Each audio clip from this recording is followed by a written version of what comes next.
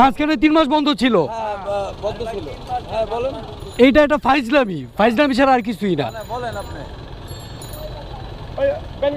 কিসের টোল দেই?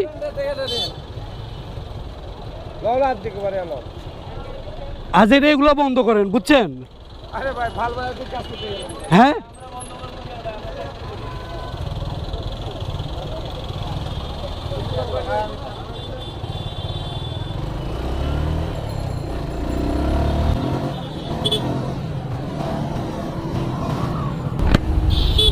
এই দেশের কোনো পরিবর্তন হবে না, দেশের কোনো পরিবর্তন হবে না।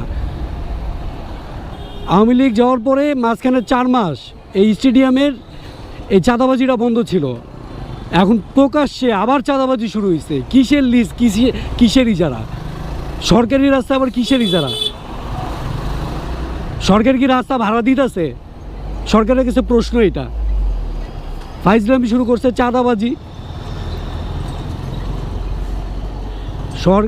প্রশাসনের নাকের ডগায় দাঁড়ায় তারপর চাঁদাবাজি করতেছে। নাকের ডগায় দাঁড়ায় পুলিশ দাঁড়ায় দেখতেছে। এই দেশে সবচেয়ে খারাপ হচ্ছে পুলিশ।